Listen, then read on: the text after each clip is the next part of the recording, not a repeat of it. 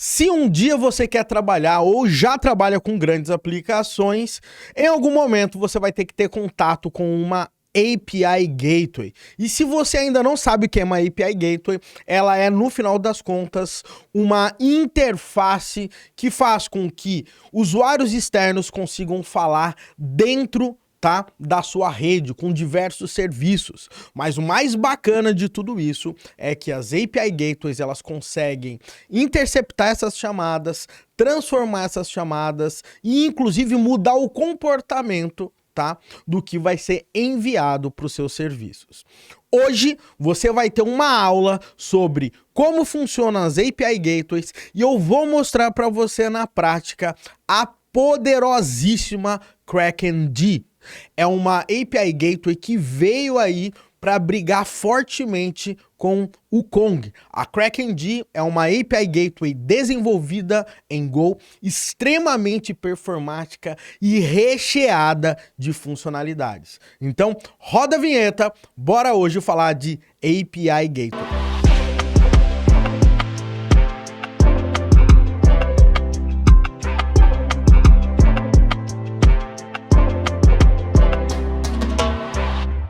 Olá pessoal, tudo bem? Seja muito bem-vindo e muito bem-vinda a mais um vídeo aqui no canal Full Cycle. Meu nome é Wesley Williams e no vídeo de hoje a gente vai falar sobre API Gateways, a gente vai entender as principais vantagens e desvantagens de você utilizar, vou mostrar para você os principais conceitos e o mais importante, a gente vai colocar a mão na massa usando a KrakenD e ainda hoje você vai ser capaz de fazer o deploy da sua API Gateway e sair utilizando na sua empresa. Maravilha? Mas antes da gente ir direto ao assunto, eu gostaria muito mesmo de pedir para você já aproveitar nesse momento e deixar um like nesse vídeo, tá? Assina aqui o nosso canal também e não esquece de ativar as notificações. Assim, sempre quando um vídeo top, que nem esse for pro ar, você vai ser notificado ou notificada. Maravilha?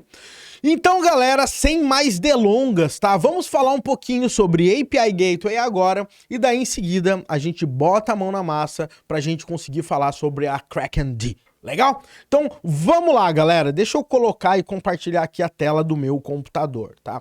Primeiramente, antes da gente fazer qualquer coisa prática aqui, eu quero dar alguns exemplos de como a API Gateway ela pode te ajudar. Como uma API Gateway, ela consegue mudar completamente a forma, inclusive, que você pode integrar sistemas para o lado de fora. Eu vou te mostrar sobre isso, tá? O lance é o seguinte, galera. Vamos imaginar que eu tenho um microserviço 1 aqui, tá? Um microserviço 1 é um microserviço de checkout. Legal? Deixa eu ver se eu consigo aumentar um pouquinho o zoom aqui para você ver um pouquinho melhor essa parada toda. Eu tenho então aqui ó, um microserviço de checkout. Eu tenho um outro microserviço de cart. E eu tenho um outro microserviço de catálogo, tá? Catalog, aqui. Maravilha? O lance é o seguinte, cada um desses microserviços tem o seu próprio endereço IP, tem o seu próprio DNS, legal? E isso acontece. E o mais louco de tudo é que às vezes esses microserviços eles estão escalados, ou seja, ele pode ter diversas aplicações atrás dele e aqui, inclusive, pode ser um balancer, legal? Então, quando eu acesso esse balancer, ele vai rotear as minhas requisições para balancear a carga desse cara aqui. Legal? Então, somente para você entender como que essas coisas funcionam de forma geral. Legal? O grande ponto é que cada um desses microserviços tem um endereço IP diferente, tem um DNS diferente. E às vezes esse endereço IP não é público. Às vezes esse DNS não é público, tá? Mas vamos dizer que a gente fosse trabalhar de forma pública. Já pensou alguém acessar minha loja virtual e daí de repente a pessoa tem que usar o nome de um serviço, ponto a loja, o tempo inteiro, sair mudando de domínio o tempo inteiro? Ou o pior dos mundos, para cada serviço você mandar para um endereço IP, né? Então o que acontece? Você pode colocar aqui na frente uma barreira que vai interceptar as chamadas e fazer o roteamento aqui dentro, legal? Então olha só que interessante, legal? Eu vou colocar aqui essa minha barreira que eu vou chamar de API Gateway. Legal? O que uma API Gateway ela vai fazer? Ela vai combinar algumas coisas aqui. A primeira coisa que ela vai combinar é que quando o cara acessar /cart, ele vai mandar, tá? Opa, quando ele acessar /checkout, o que vai acontecer? Ele vai mandar a requisição para esse microserviço. Quando o cara acessar /cart, ele vai mandar a requisição para esse microserviço. E quando o cara acessar apenas /, ele vai mandar para esse microserviço. Então, eu não sei se você percebeu, tá? Mas a API Gateway, nesse momento, ela fez com que nós criássemos um roteamento para dentro da nossa rede e a gente pôde agora esconder o que tem dentro da nossa rede e o usuário final, tá? O nosso amiguinho aqui, deixa eu ver se eu não tenho uma carinha aqui, eu não tenho. E o nosso cliente final, né? O que acontece?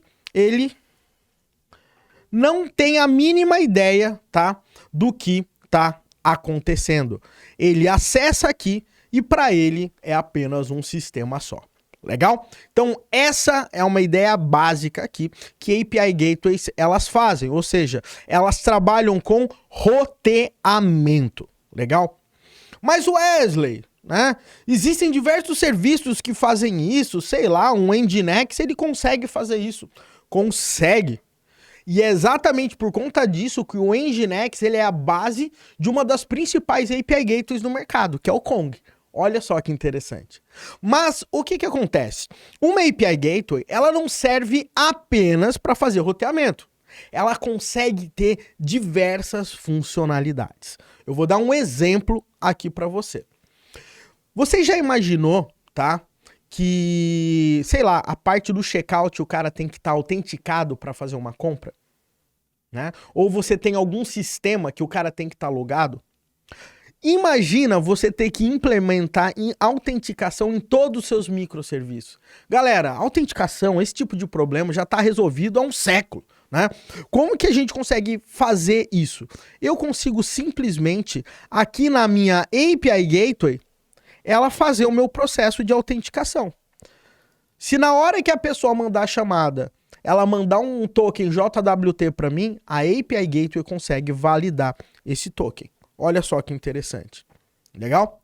Outra coisa que a gente consegue fazer, por exemplo, com uma API Gateway.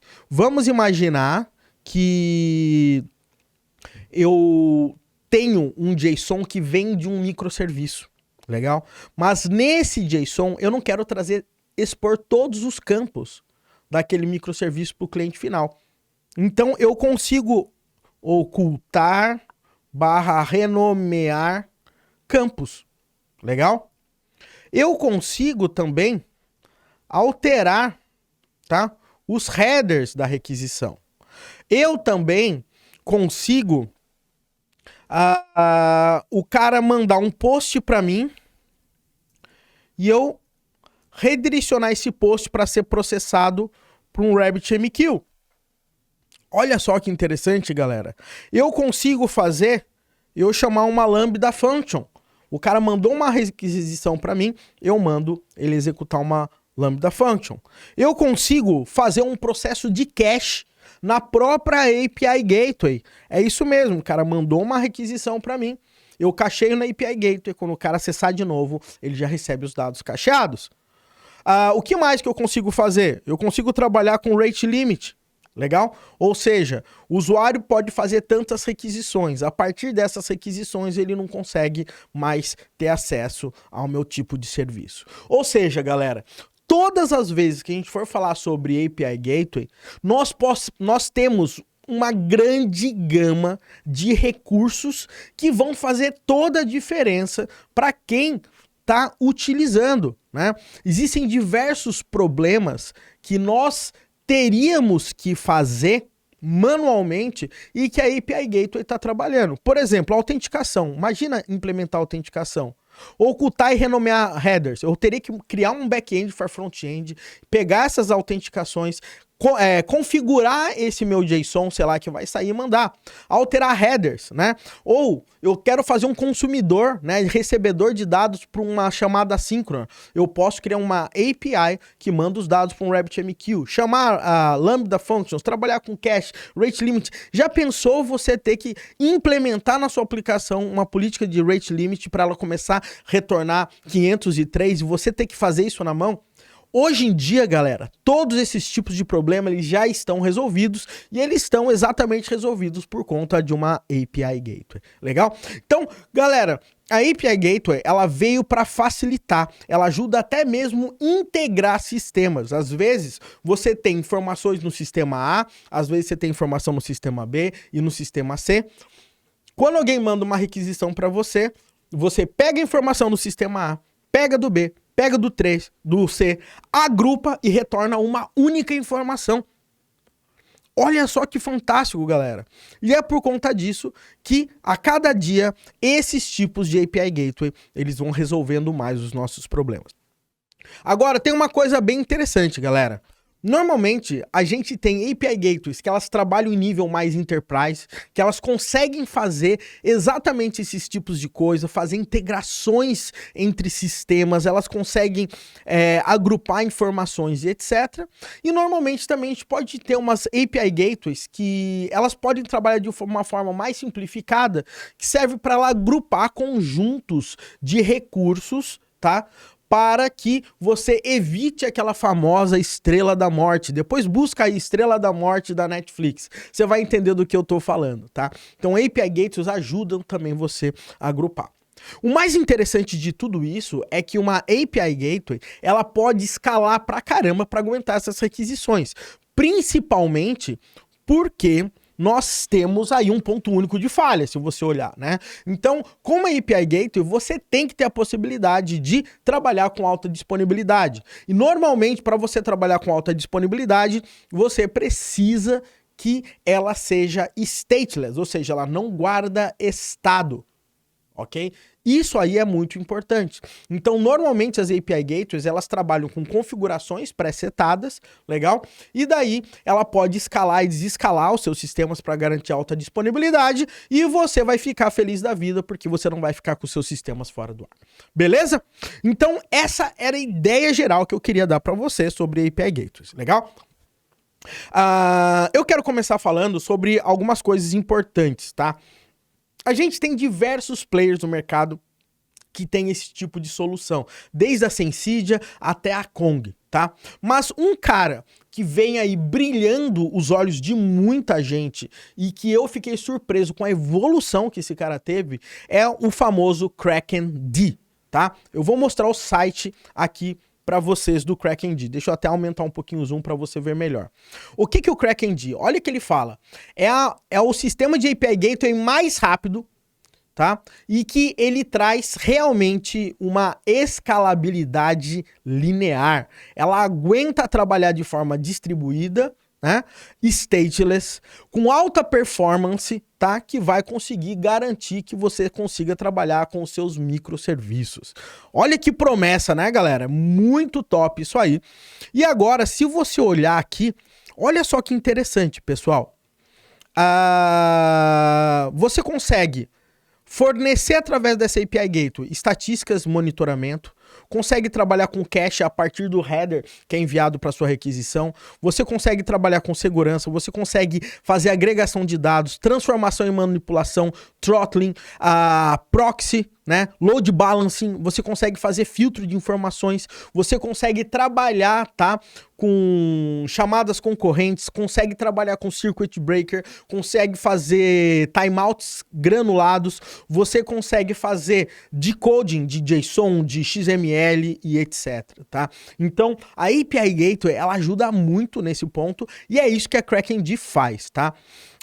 Eles falam, tá, que essa API Gateway, tá, ela é a mais rápida do mercado e que ela aguenta, tá, num commodity hardware, ou seja, um AMD Ryzen 9 a 3900X com 3.8 GHz, ela consegue suportar até 70 mil requests por segundo. É uma parada realmente muito louca. E o mais louco de tudo isso é os benchmarks que eles fizeram, tá? Então, se você comparar o Kong, que é uma das API Gateways mais famosas open source que a gente tem, tá? Inclusive, eu gosto muito dela e já gravei vídeos, inclusive, sobre o Kong. Ela aqui, olha a diferença, tá?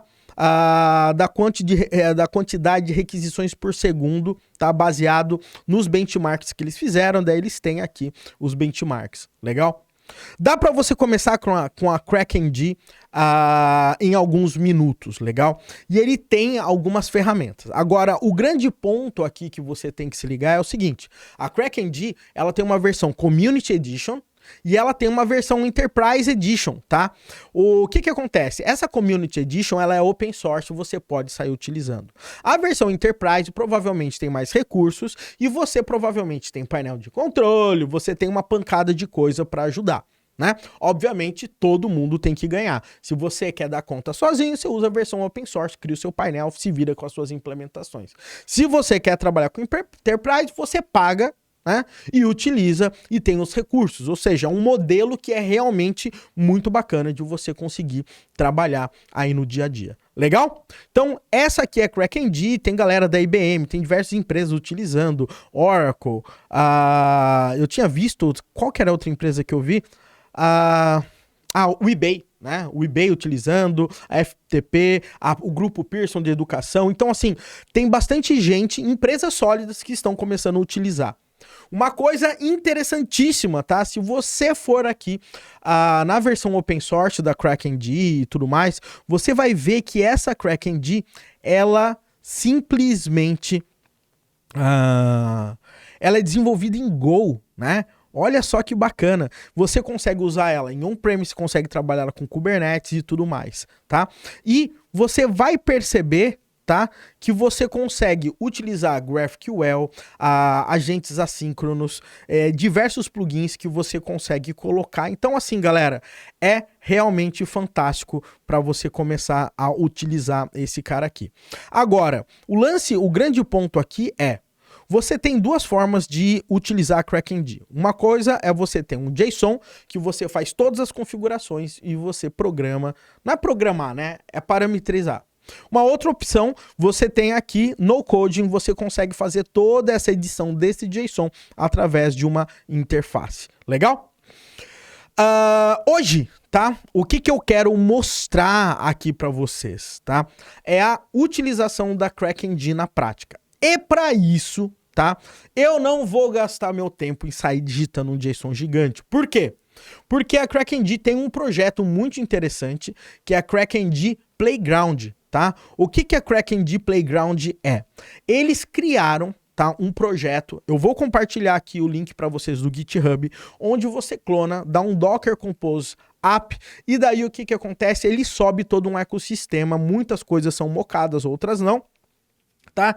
Mas esse sistema você consegue ver ele trabalhando com métricas, logs e tracing, você consegue ver ele trabalhando com tracing distribuído usando o Jaeger, você consegue ver ele utilizando o Grafana com o Influx, você consegue ver ele chamando APIs fakes que você monta para simular, APIs de third parties, utilizando o RabbitMQ para parte assíncrona, trabalhando com JWT e tudo mais. Então esse playground realmente é muito bacana, porque dá para você sentir como esse cara funciona.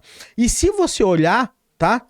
Essa página aqui foi updated em 2018. O que significa? Que esse projeto ele já está bem consolidado. Inclusive, a gente está na versão 2.2 do CrackNG. Isso significa que o serviço é sólido e você pode utilizar. Legal? Wesley, agora para de falação, vamos mexer com essa CrackNG e vamos entender como é que tudo isso aí funciona. Legal? Seguinte, galera. Eu tenho aqui o meu VS Code, tá?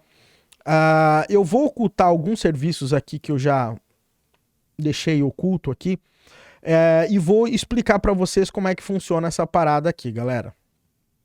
O lance é o seguinte, tá? Eu baixei aqui o playground da CrackNG. Acho que é aqui, ó, se eu for no GitHub. Você clona esse cara aqui. Você tem que ter o Docker na sua máquina. Você vai dar um Docker Compose app e ele vai subir a CrackNG. A coisa mais importante que você tem que entender é o seguinte: se você olhar o Docker Compose dele, ele tem configurações de tudo, desde Grafana, RabbitMQ, Jaeger, etc, etc, etc. Uma coisa interessante também, que é importante falar, é que você utiliza uma imagem do CrackNG para desenvolvimento. Essa imagem é chamada de... ela tem uma tag chamada watch. O que significa? Que cada vez que você muda o arquivo de configuração, ela reatualiza e reaplica esses arquivos. Fica mais fácil para você brincar e atualizar no dia a dia. Legal? O ponto mais importante de tudo que você está vendo aqui é essa chamada aqui, galera. Esse arquivo, crackng.json, é o arquivo que ela lê as configurações para fazer tudo o que você precisa com essa API Gateway. Legal? E se você olhar aqui, esse cara, tá? Ele tem um volume configurado onde nós temos acesso a esse JSON, ó. Tá vendo, ó? Então, se você for em config, crackng, você vai ter o crackng.json.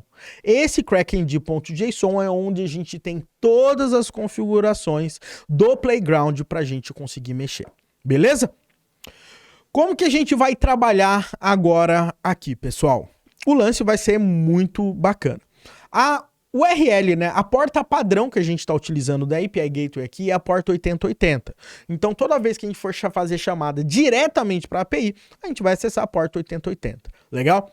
Eu vou trazer aqui alguns exemplos que, na minha opinião, valem a pena ser falados. Eles têm outros exemplos aqui também, mesmo no Playground, tá? Então, vamos começar do básico. Primeira coisa que ele está fazendo aqui é agregação e transformação. Olha só que interessante. Ele está falando que para a porta 8080 dele, ele vai criar um endpoint chamado /git/user. O que que isso significa? Significa que quando eu acessar /git/user, ele vai acessar o github.com/users/user, ou seja, a API do github.com, e ele vai querer pegar quais informações? Avatar, name, company, etc. Ou seja, aqui quais os campos do JSON que a API do GitHub está trazendo. Eu não quero todas, é basicamente isso que ele está falando. Além disso, tem um campo, tá, do GitHub que vem como website, quer dizer, vem como website. E ele quer mapear isso aí para blog, tá? Quer dizer, tá blog e ele quer mapear isso para website, ou seja, na API do GitHub tá escrito blog, ele quer mudar o nome desse campo para website, legal? E ele quer agrupar isso aí dentro de um grupo chamado de user, legal? Então, olha só que interessante, a gente tá falando, ó, acesse o GitHub, pega essas informações, tá? E bote todas essas informações dentro de um user. Aí, o que ele tá falando aqui também? Ele cria um outro back-end aqui e fala, olha, agora você vai acessar o GitHub da API e vai pegar todos os repositórios desse user, legal?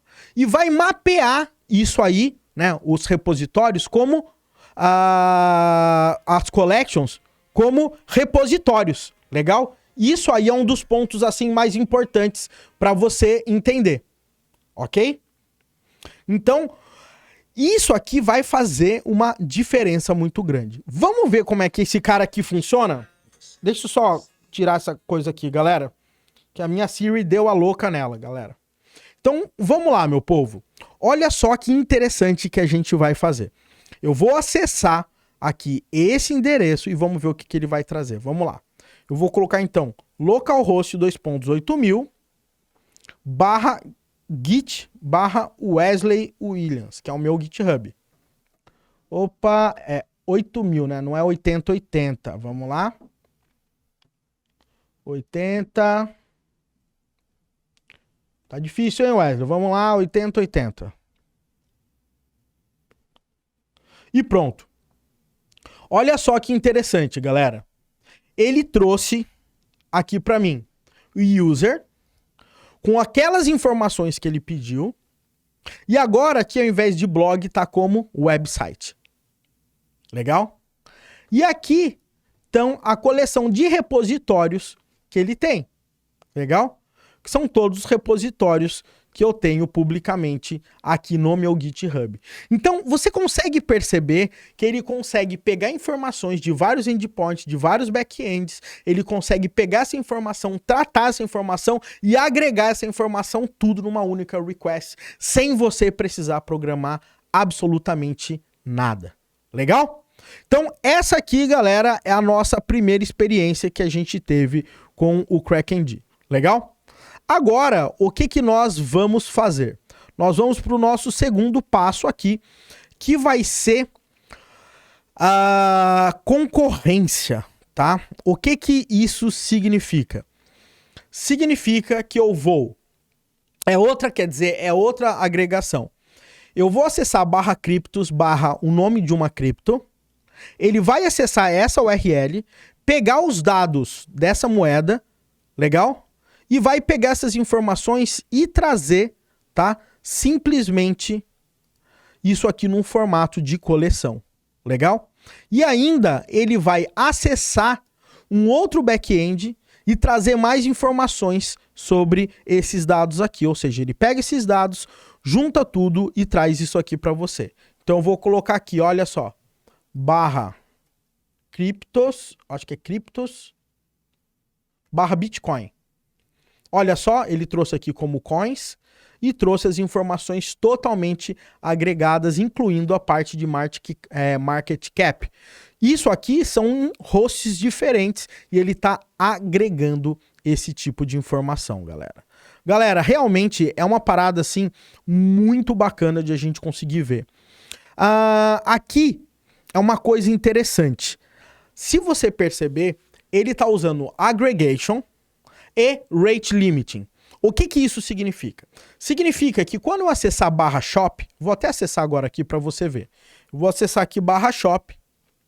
Quando eu acessar, ele vai trazer aqui, ó, informações das minhas campanhas, dos meus produtos, diversas informações. Mas essas informações, elas são, tá, de dois lugares diferentes. Um lugar é um arquivo campaign.json, e o outro lugar é products.json. Mas o mais interessante é que ele está agregando as campaigns e o product no mesmo JSON de resultado aqui. Porém, aqui a gente tem uma paradinha um pouquinho diferente, que é o quê? Rate limiting. O que eu estou dizendo aqui para ele? Eu estou dizendo que o meu product, eu posso ter uma requisição por segundo, no máximo. Legal? E nos outros casos aqui, eu posso ter 2 requisições por segundo. Então, o que vai acontecer aqui? Toda vez que eu acessar esse cara, eu consigo fazer até 2 requisições. Quando eu acessar esse aqui, eu apenas consigo fazer uma requisição. E se eu passar dessas 2 requisições e ele não conseguir trazer nenhuma informação, ele tem que me retornar um 503. Como que eu consigo ver essa parada funcionando? Olha só que bacana. Eu vou fazer o seguinte. Eu vou dar um curl -ig http localhost 2.8080 /shop. Legal? Olha só o que vai acontecer agora aqui. Deixa eu esconder para ficar melhor para a gente ver. Eu vou dar um enter e ele vai trazer essas informações aqui para mim. Legal? A campanha e os produtos. Percebe? Percebe? Mas se você olhar aqui, tá vendo que ele tem um xCrackND completed?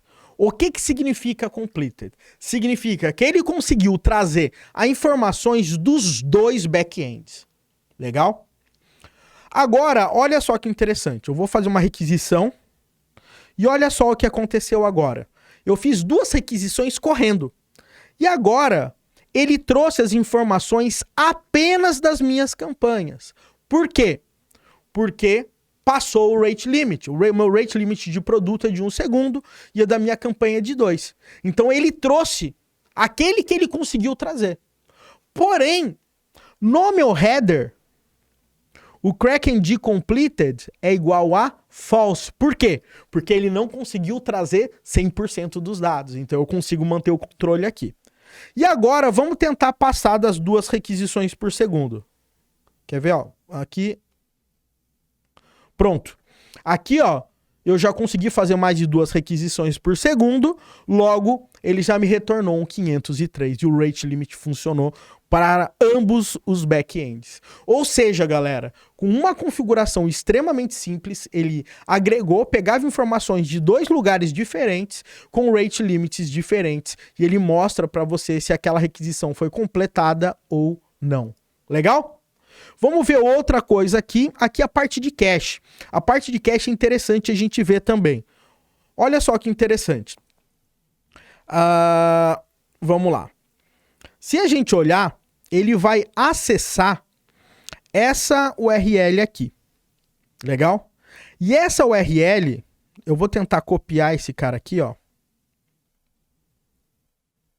curl-ig. Vou passar essa URL.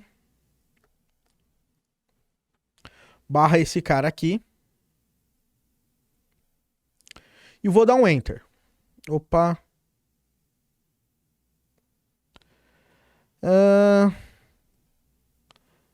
Pô, sério mesmo que ele vai ficar bravo aqui porque eu não escapei essa parada, galera?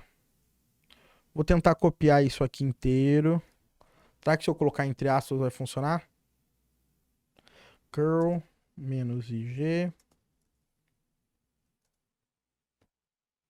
Foi. Se você olhar aqui para mim, tá? Você vai verificar que o cache control aqui tá no cache. Legal? Agora, o que eu vou fazer? Eu vou chegar agora aqui e vou acessar barra market barra cached. Legal? Então vamos lá. curl-ig http localhost 2.80.80 barra cached. Market barra cached. Vou dar um Enter. E olha só o que ele trouxe agora aqui para mim, galera. Ele fez a requisição normalmente. Ok? E se você olhar aqui, o cache control dele tá max age 300. Tá? Ou seja, 5 minutos, é isso? Agora, o que eu faço aqui? Quando eu rodar novamente, ele tá trazendo essa informação. E o CrackND completed tá igual a true e beleza. Agora, como que eu sei que esse negócio foi cacheado realmente? Olha só. O CrackND, ele consegue fornecer dados de telemetria para diversos sistemas de observabilidade. Um deles é o Jaeger, tá? Então, se eu for aqui no Jaeger e fizer um search aqui no Jaeger, deixa eu dar um atualizar. E selecionar o CrackND, vou dar um find aqui. E a gente vai ver os traces dele. Olha só que interessante. A primeira requisição aqui, ó, do market barra cached, ele demorou 294 milissegundos para trazer essa informação. Depois disso, a gente acessou novamente. E olha quanto tempo demorou. 5.21 milissegundos. Ou seja, o dado veio cacheado. Se eu entro aqui, ó, ele mostra, né, a gente batendo nesse endpoint aqui pra gente, demorando 5 milissegundos. Legal?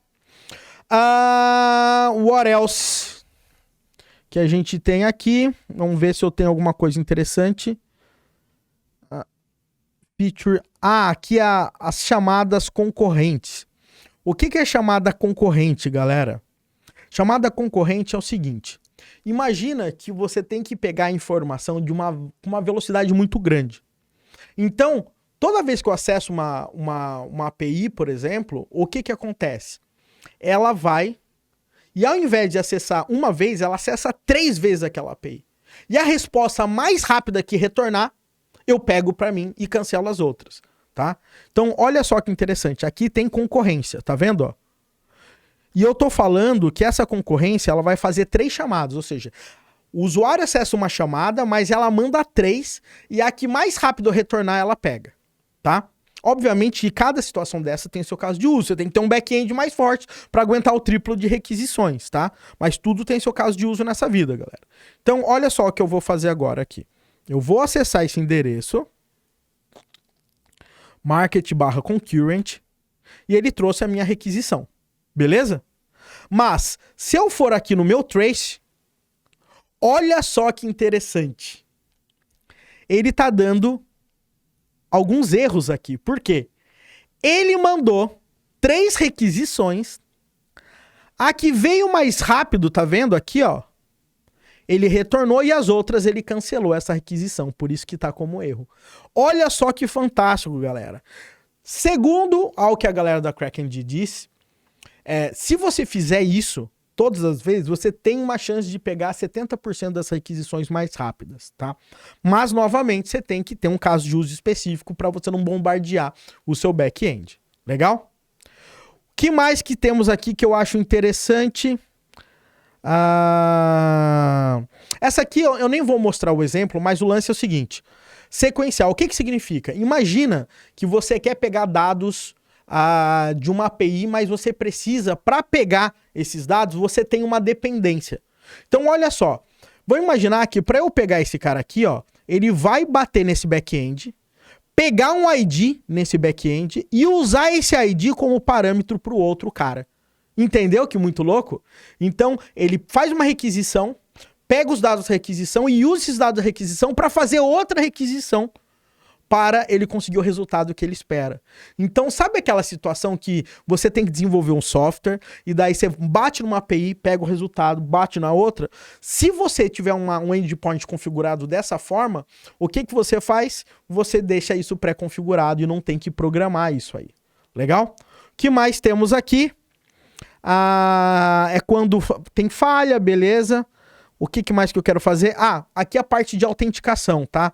No final das contas, você consegue utilizar aqui, ele dá o exemplo usando o Alt0, que você passa o URL, onde ele tem que autenticar o JSON, e toda vez que você sai, ele vai bater no servidor de identidade e vai validar se o cara tá autenticado ou não, tá? Então essa parte de autenticação é muito forte. Aqui você pode usar não só o Alt0, você pode usar Keycloak, qualquer coisa que implemente o OpenID Connect, tá?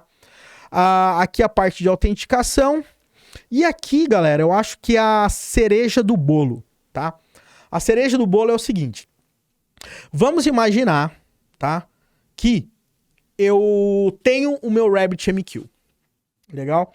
E o meu RabbitMQ, ele tá lendo os dados de uma fila. Legal? Mas o que eu quero fazer? Eu quero que todas as vezes, tá? Que o dado chegar na minha fila, a minha API Gateway leia essa fila, pegue esses dados e mande como post em um outro endpoint. Entendeu?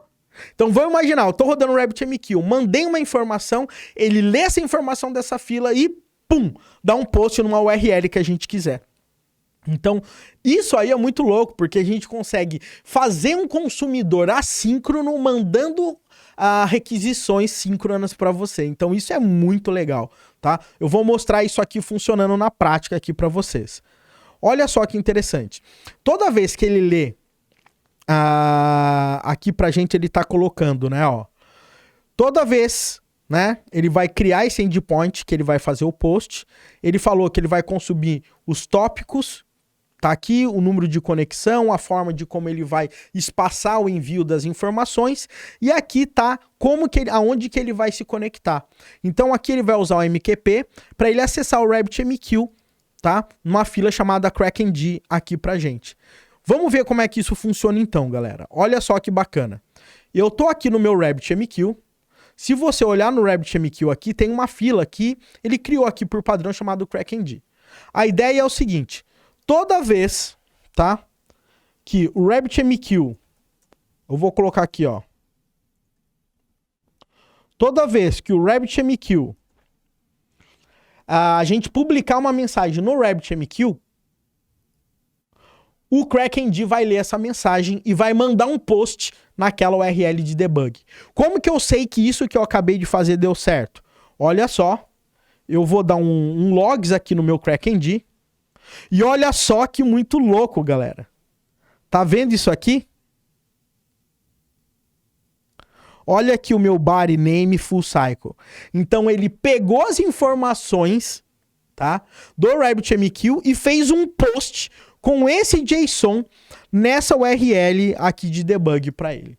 Simplesmente, galera, isso é mais do que fantástico. tá? Porque você tem um super poder aí nas suas mãos, legal? Ele também aqui deixa claro algumas coisas assim que ele traz, tá? Por exemplo, ele traz uma integração com o Elasticsearch, por exemplo, tá? Usando o Kibana. Deixa eu ver aqui, deixa eu abrir o Kibana dele, deixa eu ver se o meu tá habilitado. 5601. Vamos colocar aqui. Meu Kibana. Vou na minha parte de observabilidade. E olha só aqui, ó. Ele tá captando os logs. Tá vendo aqui, ó? Tudo isso aqui é log do KrakenD. Então, se eu chegar agora aqui, ó, e dar um show log stream, ele vai trazer aqui, ó, todos os logs que o KrakenD tá trazendo aqui pra gente, ó. Inclusive, ó, os logs de rate limit que aconteceu, né?